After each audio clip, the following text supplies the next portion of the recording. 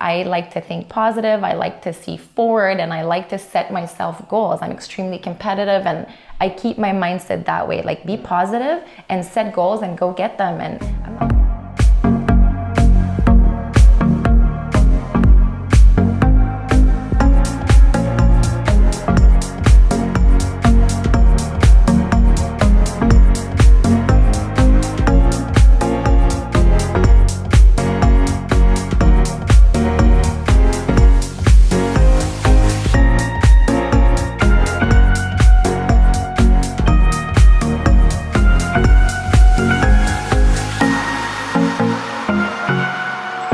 Welcome to the Nick and Jimmy Show. On today's episode, we have Kim Bruneau and Tyler the dog. Kim, thank you for being on the show today. Thank you for having us. Very welcome. And basically, our viewers want to know who you are, what you do, and what's your story. So go ahead. Okay. Well, I hate talking about myself like this. Basically, I'm a specialist in new construction. So I'm a sales director for Villanova, which is one of the largest development in Montreal. We're building over 4,000 doors. So basically an entire community. I also have a tower in Westmount, which is the highest tower ever built in Westmount at 38 floors. I'm in the process of an association with Remax as well for certain new construction. What's up, Tyler? Tyler wants to speak too. Okay, buddy. So this is what I do mainly. I own a couple of doors that I manage myself as well. And on the side, I own a THC coffee company because this is very current. Okay. It's with current event, but it's not really something that I'm passionate about. And for fun, I paint, I model, I do a couple of other jobs that I enjoy doing. So you're all over the place. All over the place. Love it, love it.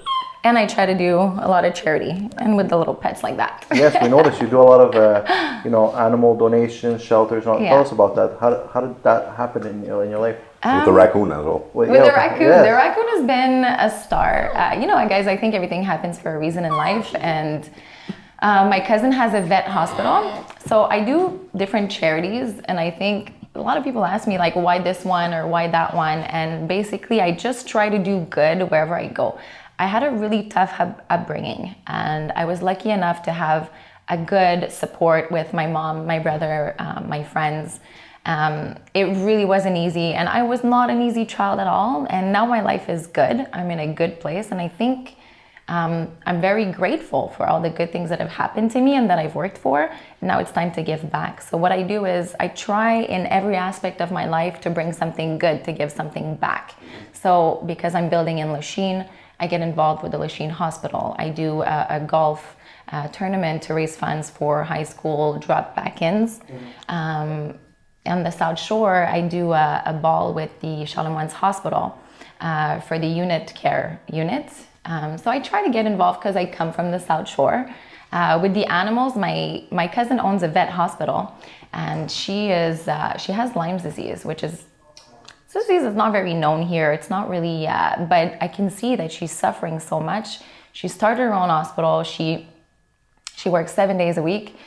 She's burned. She has a family and 2 kids. And then she started this program where she saves stray cats. And if you go to the SPCA and other organisms, sometimes because they don't have a choice and they have so many pets, what they do is they'll mass euthanize them.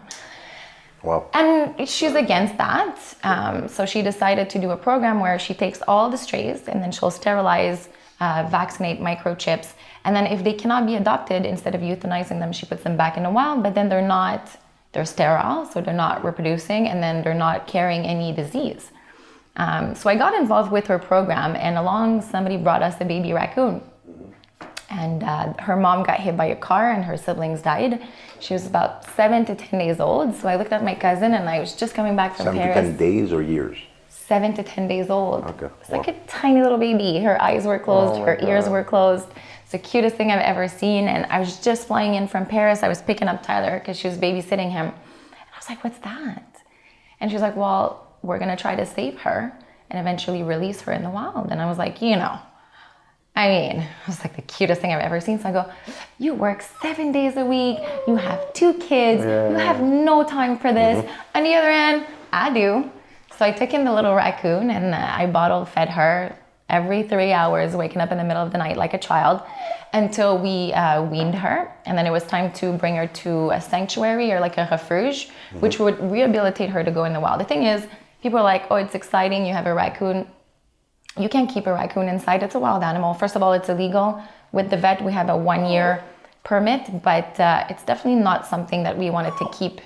It's not what's best for her. So we wanted to find a good place to put her. And then I went to the first spot that one of the tech had found, and it was terrible. I felt they were going to put her in a cage, literally 4x4 cage with no other raccoons. I couldn't leave her there. I was like, I had such a bad feeling. And to be honest, I wasn't aware of anything about wild animals. So I took her back and I started doing online research. Je fait un cri du cœur on Facebook. I was like, help me find a place. They're all full. And then I fell on Centre Refuge Naimis, which everybody was recommended, and I went there. And then I fell in love with the people taking care of these animals. And they took in my little girl, and I went to visit her actually 2 days ago. She's super well. And then I realized when I was there, like, these installation cost money, feeding these animals. They have wolves, foxes, bambis, raccoons, groundhogs, skunks. You name it. So I was like, you know what? I need to get involved. Obviously, I'm like 99.9% of the population. I knew nothing about this. And now that I know, though, I want to help. So this is pretty much how I go about charity. It's just, I stumble upon things and I'm like, I don't have that much money. I donate, but what I can donate is time. And I'm lucky enough to have a very large social media reach, which is amazing for charity and raising awareness. So that's what I have to offer. So I try to do things like that in my entourage. Good for you. We applaud you and thank you for sharing. Amazing. And let's talk about social media, actually. Yeah. How important do you think in 2018, especially as an entrepreneur, to be on social media? Oh man, I have a good social media. I love Instagram, a little less Facebook, although Facebook's great for videos. To be honest, not even 2 years ago, I wasn't on Instagram. Okay. And I was like telling my friends, baby, what's up? I was telling my friends, like, what the hell am I gonna do on Instagram? Everybody was telling me, go on Instagram, go on Instagram. You wanna go see the guys? Go.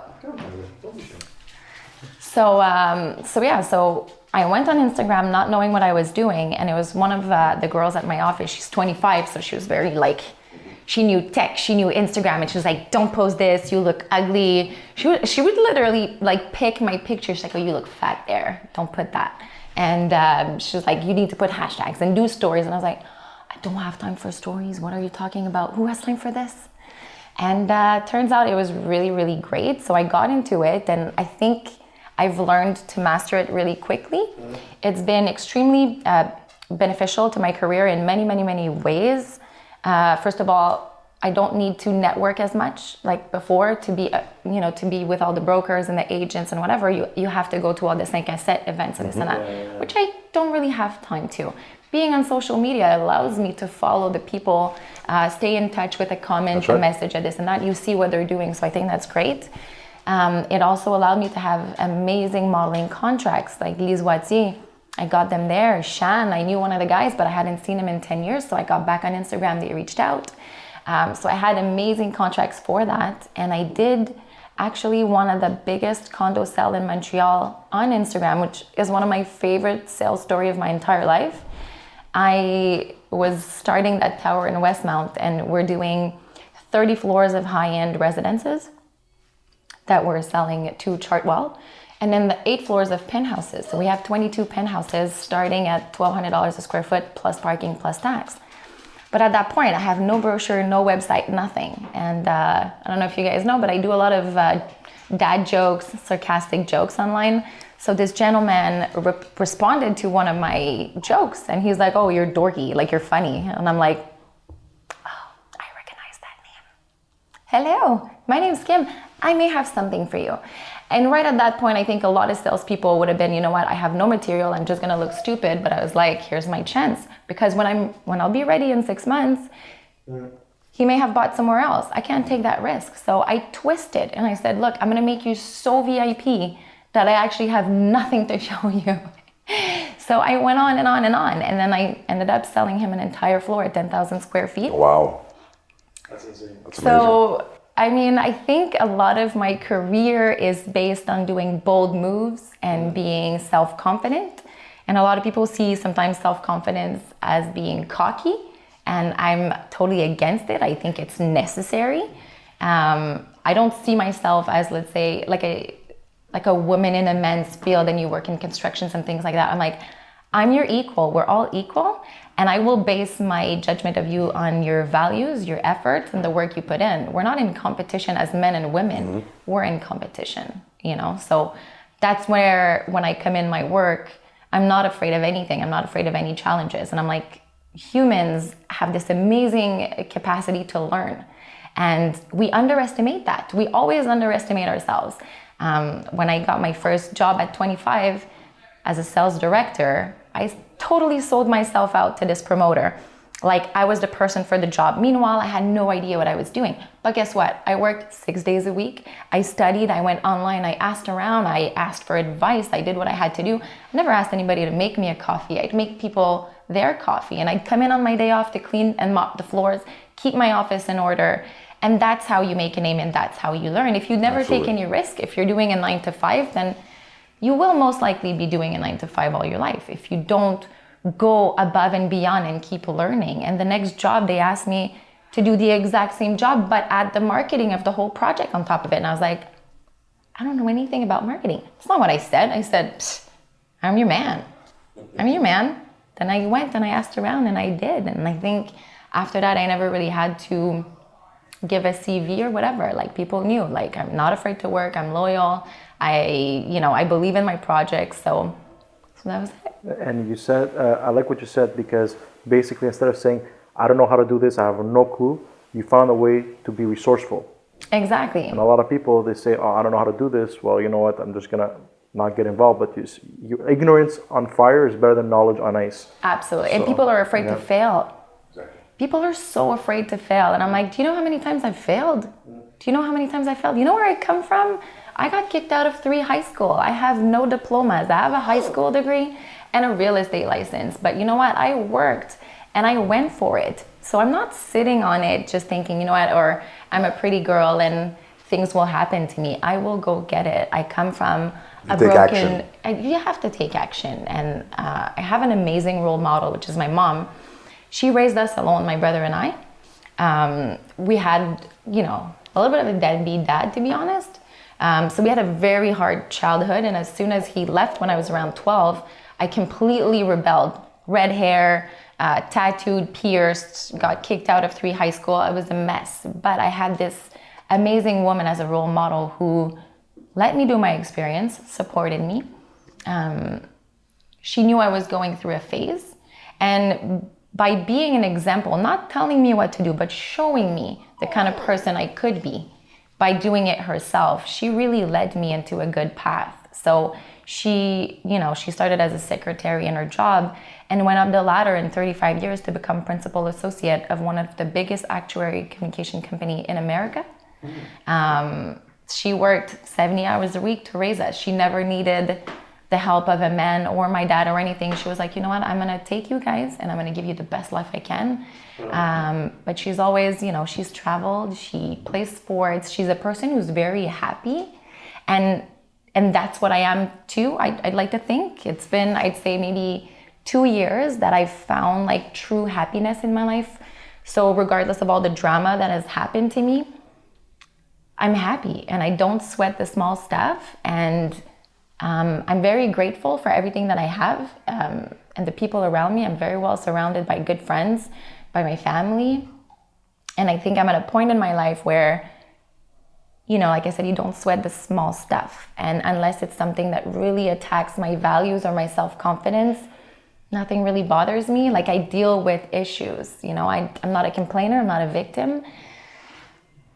We all have our story, so some people are that way and it's fine too, but I like to think positive, I like to see forward, and I like to set myself goals. I'm extremely competitive and I keep my mindset that way, like be positive and set goals and go get them. And I'm not comparing with other people, I'm not doing any of that. I compare with myself and I just try to beat myself, and I think it's a great mindset to keep going and stay positive. Correct me if I'm wrong, because first of all, I love your confidence, I love your posture. Do you read a lot of books? And I'm not talking about novels. Yeah. I'm talking about personal growth. Are you a big fan of personal development? I'll be honest with you, I don't. Okay. I have many books on personal growth at home, and I've never read them.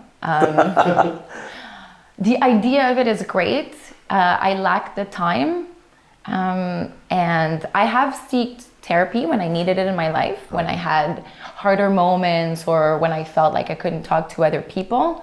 But for me, it's not so much about reading, but finding it within me. I don't look really for other people's advice. Although I listen to advice, I take it. But what applies to you may not apply to me, and vice versa. So what I do instead is I try to find things that make me happy. And I may be a little different than most people and think a little differently, and that's fine. The thing is, I've accepted the way that I am. Like if I were to pass tomorrow, I would honestly be at peace with the good that I've done, the bad that I've done, the things that have happened to me. I'm not perfect. I haven't made always the best decisions. I'm nowhere near where I want to be in life, but I'm happy. And for me, it's not a book. I mean, I went to conferences and sometimes I speak, and you know, it's funny because when we speak, sometimes we're asked about our path, our past, the horrible things that happened to you as well. And for me, I'm not a victim. It's not this. I'm not there to give you advice. I can share my story and hopefully it inspires you, but I'm not there to tell you what to do. And I don't feel that other people are there to tell me what to do. I need for you to find your own path. I love it. You're a straight shooter. Yeah. I love that response. If you go back in time, what's one thing or a few things that you would change? Nothing, because everything that happened led me where I am today, and I found my happiness. So you don't use your past as an excuse. It's inspiration, motivation, and so on and so on. Exactly. It's an experience. And we all make mistakes. Absolutely. Like I've made tons of mistakes, but Of course. guess what? It's part of life, and we all Absolutely. do. So people are really hard on themselves. And I'm the first one to be hard on myself. I'm very strict, disciplined about my workout, my diet, my work ethic, the way that I treat people, the way that I do this and that. But obviously I slip and I make mistakes. And Okay, when but- I do, I'm like, yeah, okay, I feel like shit for a while. But then what? Whatever. We all do. It's fine. And you said you grew up with a single mom. Your dad was a deadbeat. You want to elaborate on that? Because obviously it must be a lot of people nowadays are growing up. Yeah. You know, people get divorced all the time, right? And they grow up alone. Yeah. And you use that as fuel to get to where you are today and as motivation. Absolutely. Can you tell us a bit about that? For sure. Basically, my dad was an alcoholic. He was, not that he was, my dad sober was a great man. So there are many qualities that I think that I got from him, or things that I admire of him. He was very charismatic. He was a businessman. He was gorgeous. He had this ability to talk whenever he came into a room. Everybody looked at him and listened to his story. So he had that, but he had a problem. And that problem led him to make very bad decisions, poor decisions, to hurt the people around him. And he ended up alone at the end. You know, I've been sent to the hospital more times than I would have liked, obviously, more than anybody should.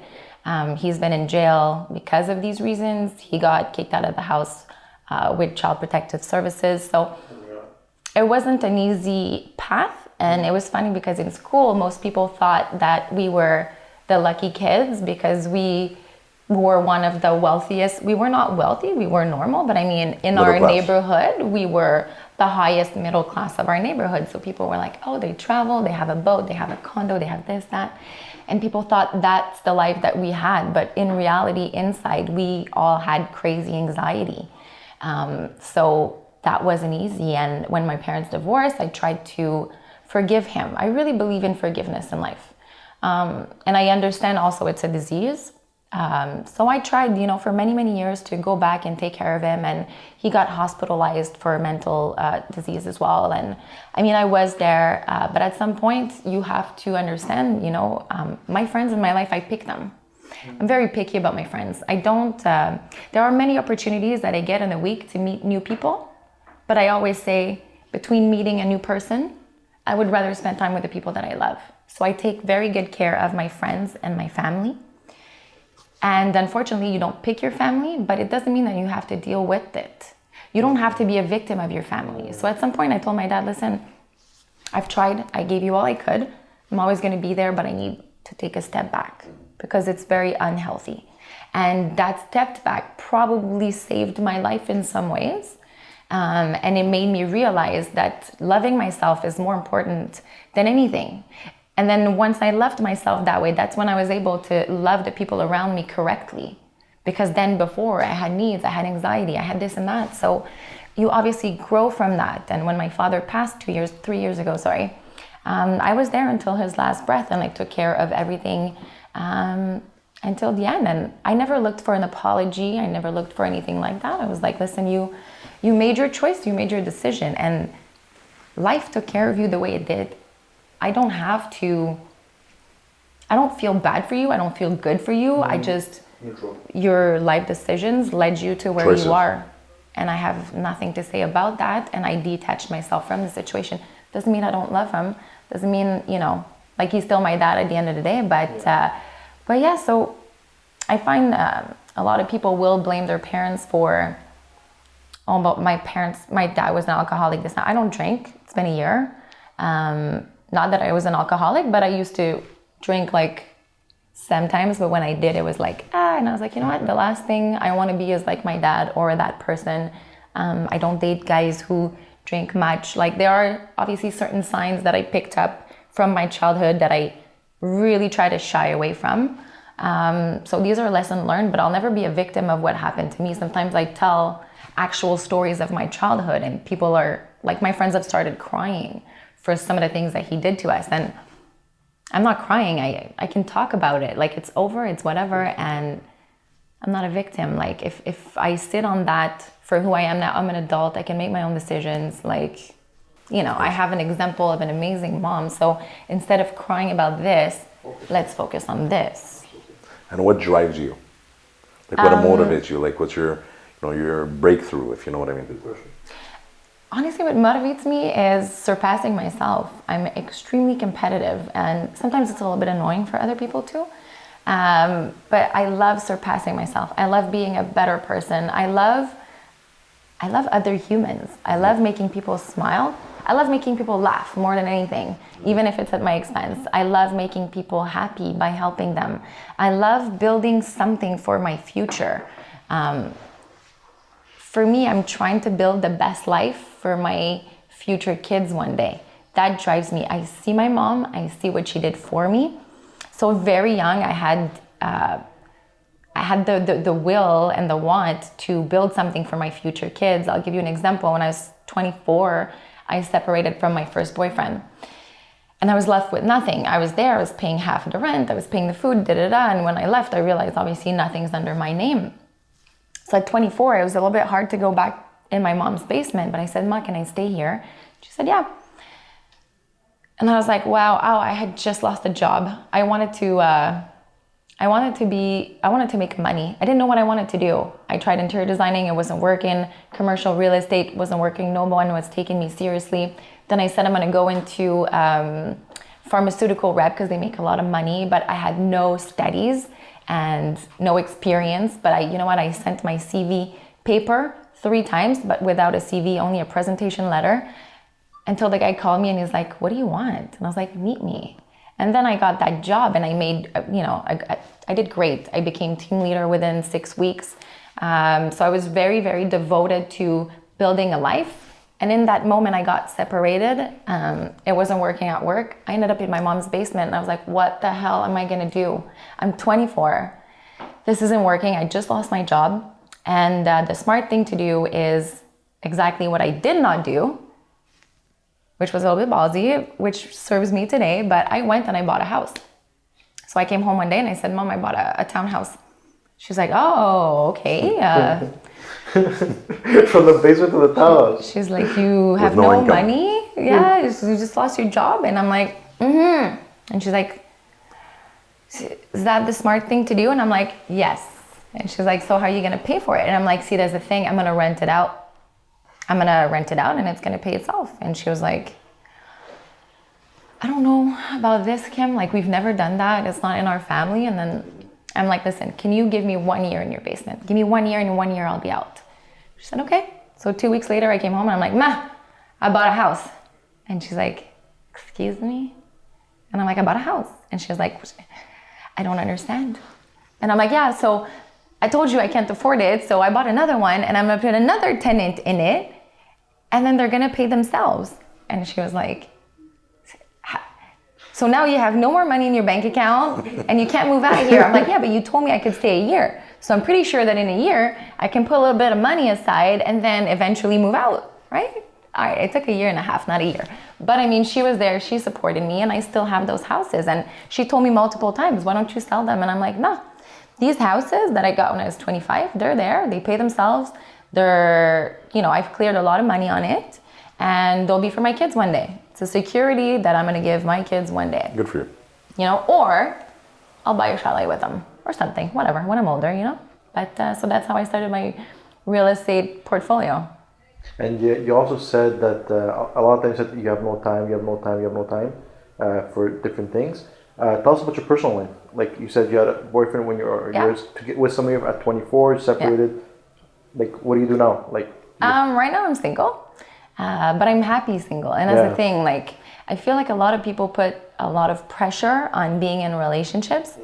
Like it would have to come with the success. And for me, I'm successful and happy on my own. And I don't need anybody, whether it's emotionally or financially or physically or whatever. I can all manage. Obviously, I enjoy having a person, but the fact that I don't need a man, it makes it that when I am with a man, it's not because I need something from him, it's really because I love him. So it really makes things different in a relationship because you kind of become partners over and above a girlfriend and a boyfriend, and you need this from me and I need this from you and this. The dynamic is very different when you are secure with yourself and you find a partner who's secure with themselves. So I don't mind being single, and if I find somebody, then great. And if I don't, great.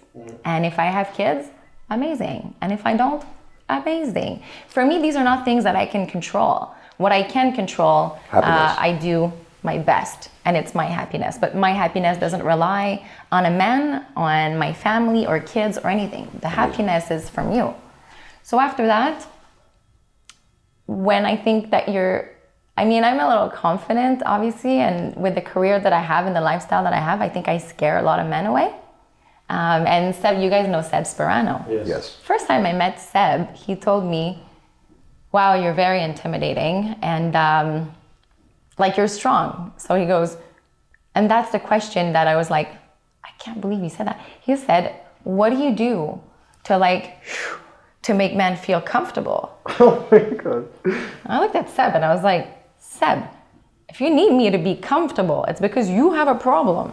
So go work on your self-confidence and come back when you're ready. And it's the same thing for a boyfriend. If you're not secure enough to be with me, then I wouldn't want to be with you anyway. So I'm actually not a very intimidating person. If you know me, I'm the most sociable person. So it's this idea, the image that people put from Instagram. Oh, she's fancy or she's out there. People know her. People this and that. Guess what I do 6 days a week? I watch Netflix with Tyler in bed. And I eat from a Tupperware. I'm not really fancy, This is for show. But you need that too, right? That's right. A good mix of both. So basically, anybody growing up who had a similar situation to yours, what advice would you give them to go on the right path, be the way you are today? Very good question. Yeah, definitely. I think, like I said, I'm not there to tell people what to do. What worked for me is having a very strong surrounding. So you have friends that pollute your life or bring you down or that are negative, and I got rid of that. I think that was a huge step for me, and then really taking care of the people in my life that I felt did the same for me.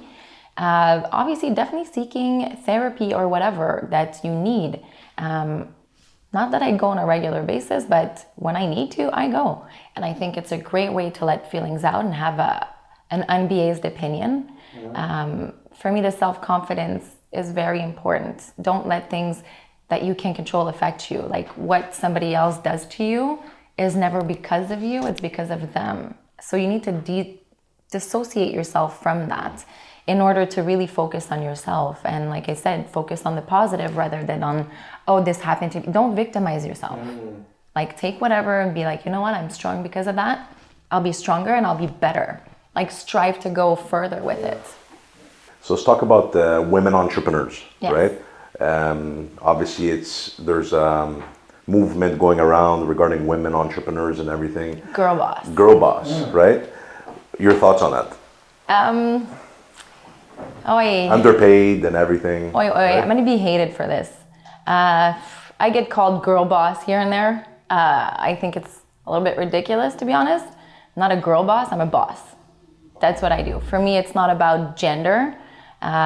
You work your ass off and you get the credits for it. I'm proud of the men that work really hard too, just as much as the women. And we're in 2018, so I don't think that, I almost think at some point that this, like making this such a big deal about it, you're also putting in the idea that there is a gap, when in my head, there is no gap. So I encourage my fellow women entrepreneur, and I love them, and I love doing women panel and inspiring young ladies, and I think we need more of us. I think we need more business women, but I don't think creating that gap and making that girl boss women empowerment thing is so needed. You know what I mean? I had a talk with Chantal, the owner of Shan Swimwear, which, you know, is one of the biggest female entrepreneur in Quebec, you know, and she was saying, we were talking about feminism, and both of us, we were kind of like against it, because we were like, you're helping that. I'm not a feminist, I'm a humanist. You know what I mean? Like, let's all empower each other. Let's be one. Like, 100%. I love guys too. I love women, I love guys. Just like, let's not keep feeding that idea. Okay, let's talk about the Me Too's. What do you think about the Me Too's? Well, I think it's great that women are speaking up.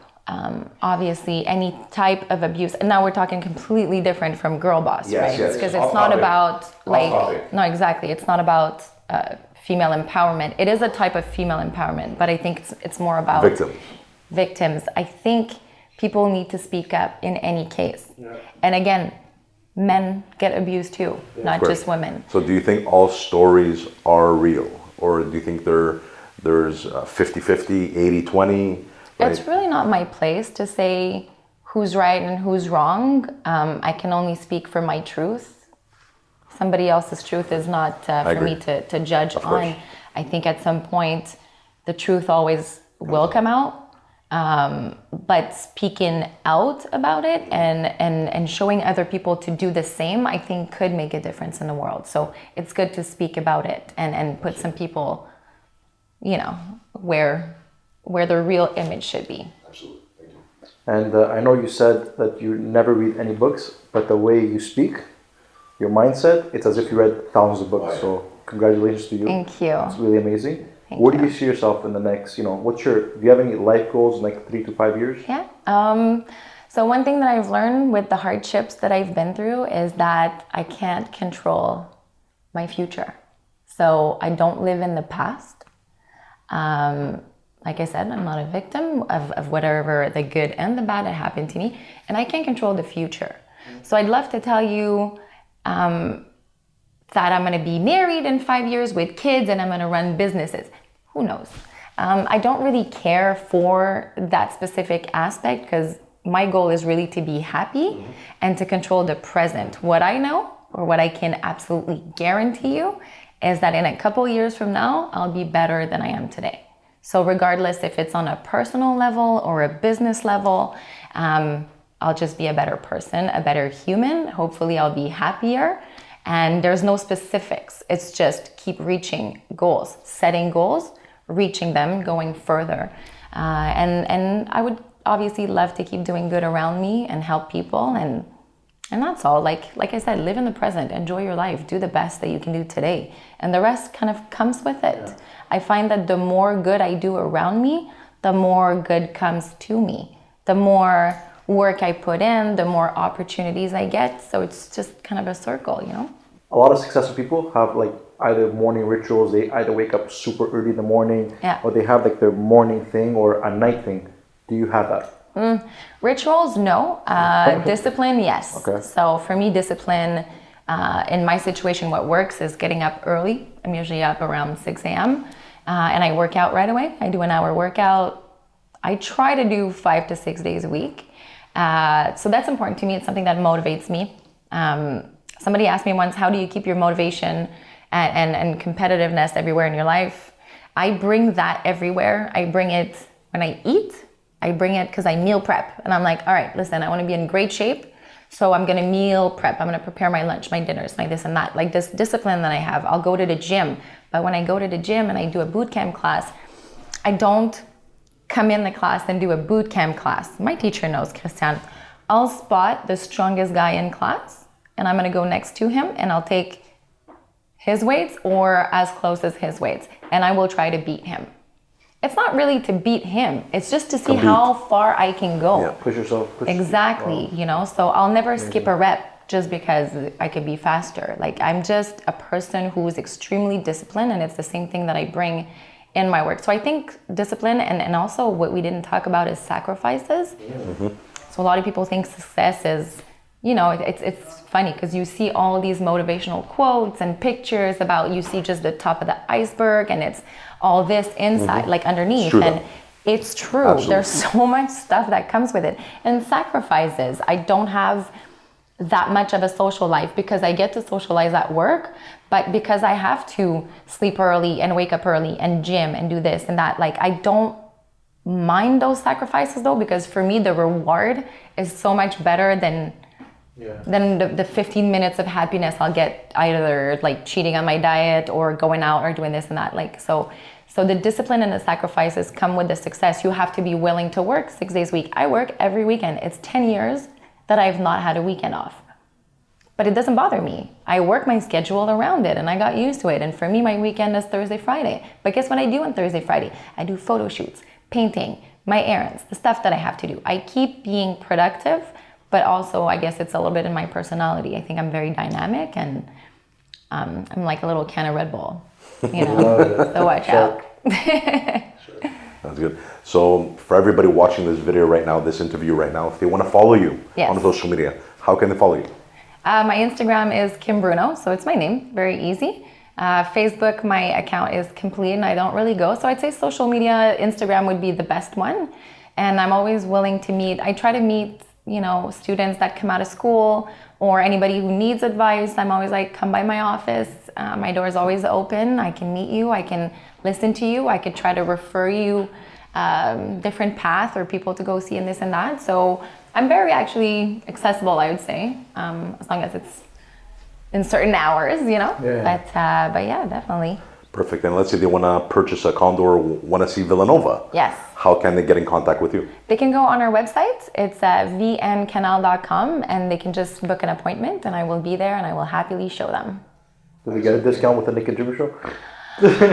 For you, I'm even thinking about gratuité, you know? What if we like pimp out the condo into the Jimmy show? Yes. Right? We'll turn the Jimmy show, the Jimmy. Oh, sorry. You already cut me out, huh? I asked the question, you cut me out. But I love you, Nick. No, obviously, you know. You attracted it. For friends and family, sometimes we work things out.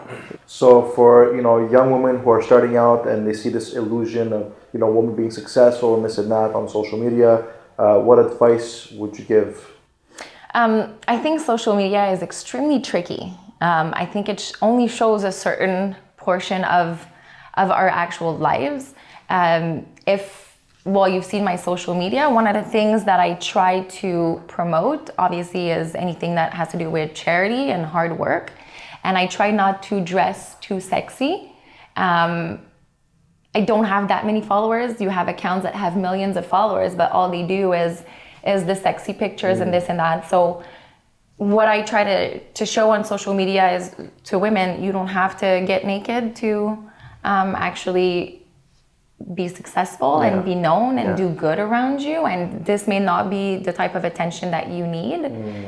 Although some people have tremendous amount of success and make a lot of money with it, and that's fine. It's just not my avenue. For women, they want to be on social media. My advice would be keep the like, where do you want to go with this? When I open my Instagram, I had a bunch of people telling me what to do and what not to do. Just do real estate, just do modeling, just do painting, just do one for your dog. And I was like, ugh. I'm gonna do what I wanna do, and I'm gonna do something that represents me. But you have to keep in mind that whatever you put online is there forever, even if you delete it. And there is nothing on my social media that I wouldn't be proud to show my kids one day.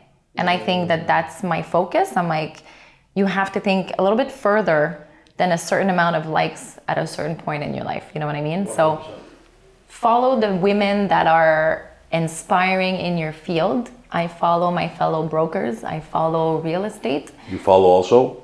I follow you guys, obviously.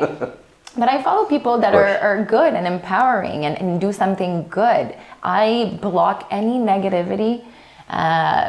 Even my own friends who were just complaining all the time. I was like, unfollow. I just don't need to see that, you know? Drama. So my feed, what I follow is never about, I never really follow brands. I never put my stuff or my material possessions on display because I'm like, it's tacky and who gives a f? Like I've had nothing and I've had everything, and now that I'm at a level when I can have anything that I want, this whole material doesn't mean anything anymore. It did at some point in my life where, not that it mean everything, but I pride myself on certain things that I had, and I no longer have that because I'm like, now I've had it, and the attention or whatever it brings is just not anyway what I'm looking for. Like I'm looking for souls, I'm looking for personalities, I'm looking for people with stories. So I don't follow brands, I don't follow people that are like super fashionable and that's, you know, that they pride themselves on that. I do what I want. You follow. My Instagram is me. You follow where value could come into your life. Exactly. And a lot of positive stuff. Absolutely. Good. We would stay with you forever, but I know you have to go. You have a meeting at the... Tyler has a meeting at 12. So, who's your number one female role model, or role model in general? I mean, without hesitation, it's my mom. She is my perfect example of a businesswoman who started from nothing with no studies and went up the ladder. I think that that's very commendable. She is my model for self-confidence. My mom has the kindest heart that I've ever... I mean, I'm trying to be good, but I feel like... I don't even know what to say. Like, my mom has the biggest heart. Like, she retired many years ago, but she still works 5 days a week, but to help others. But she helps her family, which I think is also commendable. It's great to help others, but help your own family. So she helps my cousin who's a dentist, my cousin who's a vet, my cousin that has a store. So I think that that's great. I've seen her as a woman that was happy and unhappy with men and happy on her own. So I think that's also a beautiful example. I think it allows me to see that, or when I was younger and I was looking for happiness, that she showed me that it was possible. So by always being kind and being understanding and this and that, she's exactly what I would want to be for my kids. I feel like I'm not there yet. I still have my little character, and you know, she's a little bit more gentle, she's a little bit more delicate than me, which is fine, but I think I have it. It's a good, I try to see her, like I hang out with her maybe once or twice a week. We do dinners and spa, we travel together every year. She's just a great person. So really everything that I want to be is her. That's cool. So Kim, once again, thank you for taking time out of your busy schedule. You could have been anywhere, but you chose to be on the Nick and Jimmy show today. Thank you very much. My pleasure. Really appreciate it. We respect you very much. Onas has said in the past, you are who you surround yourself with. Absolutely. So at the end, it's all about expanding your circle of influence. Well, you just got added on the list. That's for sure. Thank you very much.